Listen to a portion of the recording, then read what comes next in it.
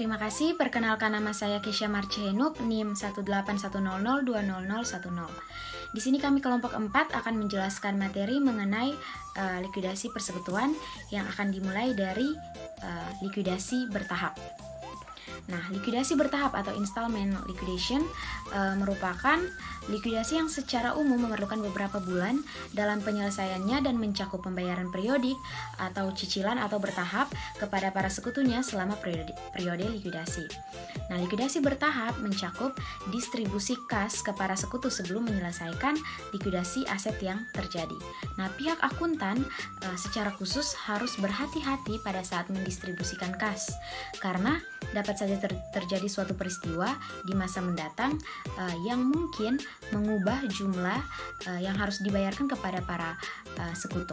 Nah, untuk alasan ini, maka panduan praktis berikut ini dapat digunakan untuk membantu para akuntan dalam menentukan pembayaran angsuran yang aman kepada para sekutu. Yang pertama yaitu tidak mendistribusikan uang tunai kepada para sekutu hingga seluruh liabilitas dan beban likuidasi aktual maupun potensial telah dibayarkan atau telah dicadangkan seperlunya. Yang kedua yaitu antisipasi kemungkinan yang terburuk atau lebih membatasi sebelum menentukan jumlah anggaran tunai yang diterima oleh masing-masing sekutu. Yaitu yang pertama, asumsikan bahwa seluruh aset non-kas yang tersisa akan dihapuskan sebagai kerugian, yaitu dengan mengasumsikan bahwa tidak ada yang dapat direalisasikan pada pelepasan aset. Yang kedua yaitu asumsikan bahwa defisit yang timbul dalam akun modal para sekutu akan didistribusikan kepada sekutu yang tersisa, yaitu dengan mengasumsikan bahwa defisit tersebut tidak akan dihapuskan oleh kontribusi modal tambahan para sekutu. Panduan yang ketiga yaitu setelah akuntan mengasumsikan kasus terburuk yang dapat terjadi, maka sisa saldo kredit pada akun modal menunjukkan distribusi kas yang aman yang dapat didistribusikan kepada para sekutu dalam jumlah yang sesuai. Baik, perkenalkan, nama saya Lucia Gaeda, NIM 18100200045. Di sini saya akan melanjutkan penjelasan dari teman saya mengenai ilustrasi likuidasi bertahap. Ilustrasi yang digunakan dalam likuidasi lumsum dari persekutuan ABC sekarang juga digunakan untuk mengilustrasikan likuidasi secara bertahap atau berangsur. Aldi, Bayu, dan Citra memutuskan untuk melakukan likuidasi terhadap usaha mereka selama beberapa periode waktu dan menerima distribusi kas yang tersedia secara bertahap selama proses likuidasi. Ringkasan neraca saldo persekutuan ABC per tanggal 1 Mei 20X5 pada saat para sekutu memutuskan untuk melikuidasi usaha adalah sebagai berikut. Presentasi pembagian laba dan rugi masing-masing sekutu juga ditunjukkan. Berikut neraca saldo persekutuan ABC per 1 Mei 20X5. Kas sebesar 10 juta, aset non-kas sebesar 90 juta dan totalnya 100 juta. Liabilitas sebesar 42 juta, modal Aldi 40% sebesar 34 juta, modal Bayu 40% sebesar 10 juta, dan modal Citra 40% sebesar 14 juta, dan totalnya adalah 100 juta. Berikut adalah penjelasan untuk kasus tersebut. Yang pertama, laporan kekayaan bersih para sekutu pada tanggal 1 Mei tahun 20X5 adalah sebagai berikut. Berikut adalah penjelasan untuk kasus laporan tersebut. Yang pertama, laporan kekayaan bersih para sekutu pada tanggal 1 Mei tahun 20X5 sebagai berikut. Yang pertama untuk Aldi. Aset pribadinya sebesar 150 juta dan dikurangi dengan liabilitas pribadi sebesar 86 juta sehingga total kekayaan bersih atau defisitnya sebesar 64 juta. Yang kedua, Bayu.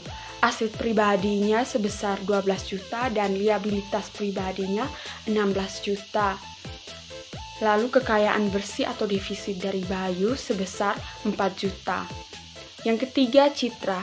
Aset pribadinya sebesar 42 juta dan dikurangi dengan liabilitas pribadinya sebesar 14 juta sehingga kekayaan bersih atau defisit Citra sebesar 28 juta. Bayu secara pribadi insolvent, sedangkan Aldi dan Citra secara pribadi masih solvent. Perkenalkan, nama saya Maria Cimiastari, NIM 18-100-222. Di sini saya akan melanjutkan penjelasan terkait dengan likuiditas bertahap, yaitu pada bagian transaksi selama bulan Mei tahun 20X5. Jadi, peristiwa yang terjadi pada bulan Mei 20X5 menghasilkan distribusi sebesar 5 juta kepada setiap sekutu. Nah, prosedur yang digunakan untuk menghasilkan jumlah ini adalah sebagai berikut. Yang pertama, penjualan aktiva yang bernilai 55 juta menghasilkan kerugian sebesar 10 juta rupiah. Yang kedua, pembayaran sebesar 42 juta dilakukan kepada kreditor persekutuan atas liabilitas yang diketahui. Dan yang ketiga, kas yang tersedia didistribusikan pada tanggal 31 Mei 20X5.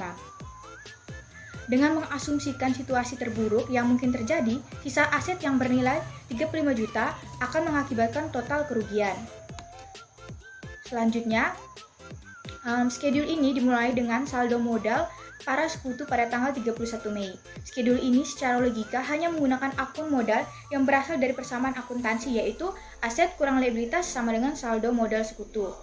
Nah, dengan demikian, misalnya jika ada kenaikan liabilitas yang membuat aset neto berkurang, kesetaraan persamaan akuntansi juga akan menghasilkan penurunan saldo modal para sekutu. Ilustrasi selanjutnya adalah di sini para sekutu yaitu Aldi, Citra, dan Bayu bersepakat untuk menahan uang tunai sebesar 10 juta rupiah untuk menutupi beban likuidasi yang mungkin timbul.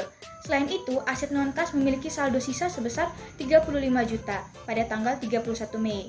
Asumsi kasus terburuk tersebut berupa kerugian total atas aset non-kas dan beban likuidasi sebesar 10 juta rupiah yang menimbulkan total biaya sebesar 45 juta rupiah yang harus didistribusikan ke akun modal para sekutu, di mana akun modal Aldi, Bayu, dan Citra dikenakan beban masing-masing sebesar 18 juta, 18 juta, dan 9 juta untuk bagian dari kerugian yang diasumsikan sebesar 45 juta tadi. Nah, asumsi ini menghasilkan pro forma defisit dalam akun modal Bayu. Dan di sini bukan defisit aktual yang harus dipulihkan, karena ini hanya hasil dari penerapan asumsi kasus terburuk. Lalu, dengan melanjutkan perencanaan kasus terburuk tersebut, akuntan mengasumsikan bahwa Bayu insolvent atau yang benar terjadi dalam contoh ini dan mendistribusikan pro forma defisit dalam akun modal Bayu kepada Aldi dan Citra sesuai dengan rasio pembagian kerugian sebesar 40/6 dan untuk Aldi serta untuk Citra 20/60. Lalu, pembagian kas pada tanggal 31 Mei itu nanti akan ditunjukkan dalam figur 16.5, di mana kas yang tersedia sebesar 3 juta didistribusikan kepada Aldi. Nah, saldo akhir seharusnya memenuhi kesetaraan jumlah aset dan ekuitas pada persamaan akuntansi.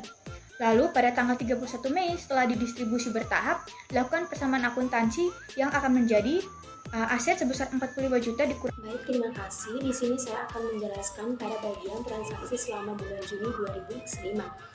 Berlanjut dengan transaksi untuk bulan Juni 2005 yaitu sebagai berikut. Yang pertama, aset non-kas sebesar 30 juta dijual pada tanggal 15 Juni dengan kerugian sebesar 15 juta.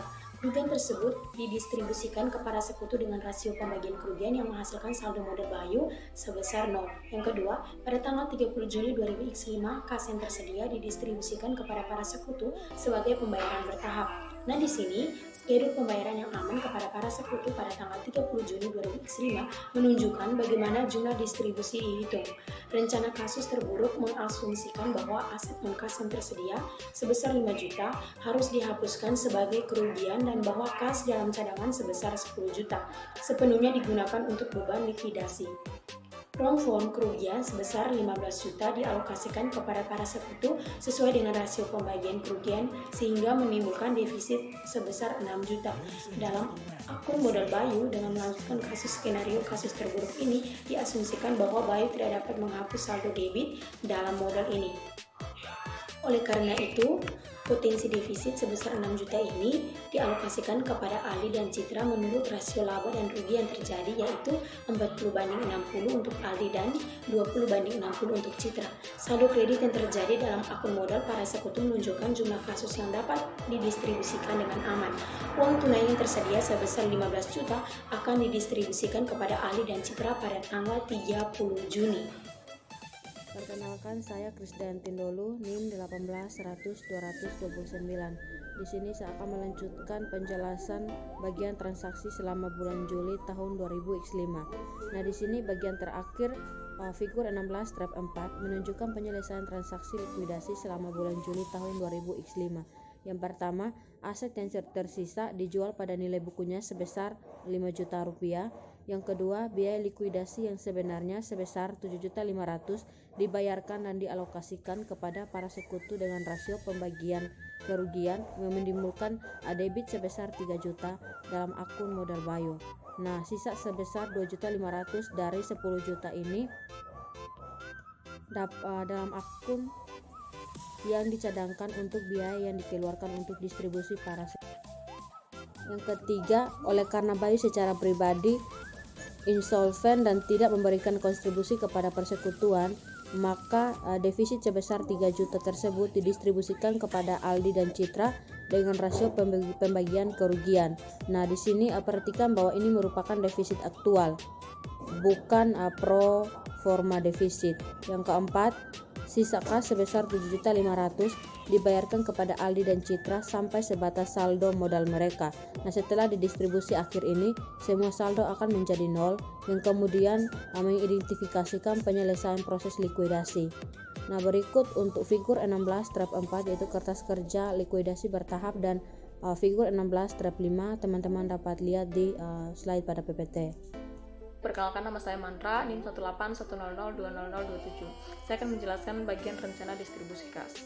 Jadi pada awal proses likuidasi, akuntan umumnya menyusun rencana distribusi kas atau cash distribution plan yang memberikan gambaran kepada para sekutu mengenai pembayaran kas secara bertahap yang akan diterima oleh masing-masing pada saat telah tersedia kas dalam persekutuan.